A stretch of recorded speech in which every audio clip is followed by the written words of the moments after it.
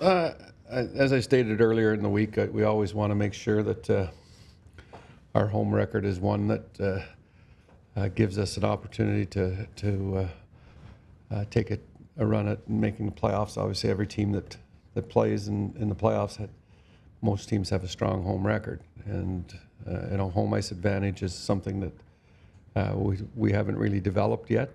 We've played better here as of lately, but again, we're striving for excellence as everybody does at home. What can be the advantage of actually playing at home? Like, how tangible do you get an advantage? Well, it's just you feel comfortable. You've got enthusiasm in the building. You feel comfortable in your own building. You feel that you're never out of it in your own building. You're always pushing the pace in your own building, and that in itself is your fans are your sixth forward or your sixth player on the ice type of thing.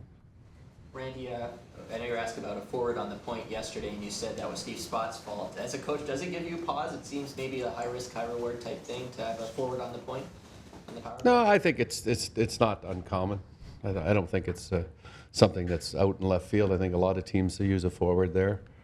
I think that there are opportunities. The risky part is if it's the second unit, then you've got a guy coming out of the box, and if you got caught with a forward playing defense, then people would be criticizing you for it.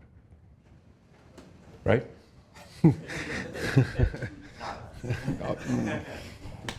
Nazem's playing his 200th game today, tonight.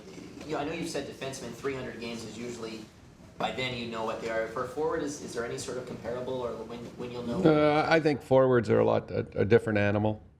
I think you see forwards, most of them anyways, there's not this big barrier there, hurdle that they have to get over. I think with the influx of young players, I think you see a lot more young forwards in the game than you do see young defensemen. And I think, again, defense is probably one of the toughest positions to play, and to do it consistently is what everybody asks for, and that's mistake-free hockey. And that's not something that's easily attainable by a young player.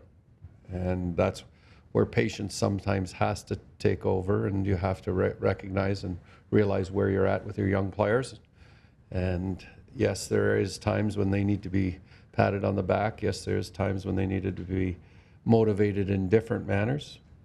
But again, you're continually trying to develop players that are going to play in the league for your hockey club for a longer period of time than just a couple of short years, and not be moved on to someplace else to have success. Randy, as Nazem hits that 200 milestone, how have you seen him change and grow as a player? Nazi's always been that self-confident individual. There's no ifs, ands, or buts. He feels that he can do a lot of things, and he's got a lot more to give, and that's a great asset to have. But again, we've asked him to play more north-south versus east-west, because he is a player that tends to stop skating in the neutral ice. In today's hockey, if you stop skating in the neutral ice, backside pressure eats you up. And I think that's one of the most important thing for Nazi is that there are times when you can play east-west, but not through the neutral ice, because backside pressure is going to catch you, and it's going to nullify the rush. And I think that the one thing that he is, he's a player that can create space himself. But I think it's got to be inside the blue line where he does that, down low where he does that. I think if you ask any player that plays, with that type of player, they want the puck on the fly. If he was to play with Phil Kessel, he wants the puck. Phil wants the puck when he takes one stride and put that puck to an area where he can skate into it. Where Nazi is a guy that has tendencies when he struggles is not to do that. He carries the puck himself. But again, I think he's gotten much better at it. There's no ifs, ands, or buts with Nazi. If he's physical, he's in the game. And he's a small guy, but he has the knack to be physical, and when he's engaged physically, his game seems to go up. When you're dealing with a self-confident guy as a coach, do you have to almost be hard on him sometimes? Is that the one way to get a message through? I try to use humor, and it could be sarcasm, whatever it is, but it's only in a fun manner. But there is a message, a hidden message that does get delivered, and it's not any different than dressing room humor. Anybody that's been around teams knows that there's always these japs going back and forth, and it's not cutting to a point where you're tearing anybody down. It's more in fun, and there's lots of that takes place with Nazi, not specifically between myself and him, but more that his teammates and him. Does he give as good as he gets? I would say he's a dish. He can dish it out, but he doesn't take it quite as well. Chatting with Barry Trotz this morning about Cody, and he said he was awfully tough on Cody early on.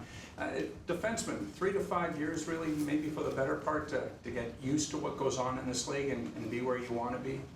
Again, I think defense is the toughest position to play, from a young player to step in the league. And you see a lot of young defensemen step in and have spurts of success, and then they seem to falter, or their peaks and valleys. Sometimes their valleys stretch out, and you don't want that. So I always caution, and as I've stated before, I think there's a 300 game barrier that I look at and say that then you know what you have, because there's an awful lot of defensemen that have been moved around, been sent to the minors, been banished, and have found a way to get back to the NHL with just playing and then having more confidence, because they were able to do it at a younger age in junior hockey, obviously, to get where they are, that they just haven't transformed that to the NHL level. And the NHL is a tough league to play in. It's a lot quicker, a lot faster, a lot bigger, a lot stronger, a lot more skilled people. It's the best league in the world. So I try to preach patience, Have you been less strict with the line matching, not having defined checking on this year? In some situations, I haven't really been into a hard matching situation in a lot of road games. I used to do it on the road a lot more. I think now we've got a lot more balance in our lineup. I think that we would have deemed probably Leo Komarov as being a checker. Now he's providing some form of offense. I think we didn't, I don't think you could say that Komarov and Santorelli were going to be our two checking wingers, but they were put together in that type of a role, and they've started to flourish offensively, and that's what the team needs. You need a contribution from everybody, and we need our big guys to get going, from a standpoint of, the Bozak, Van Riemsdyk, and Kessel. We have to have those guys going. They get the majority of the power play time, and they've got to provide offense. And then, we're looking for Lupul to come back from his injury to make a contribution. David Clarkson had a great month, and we want this team to continue to grow. We need contributions from all four lines.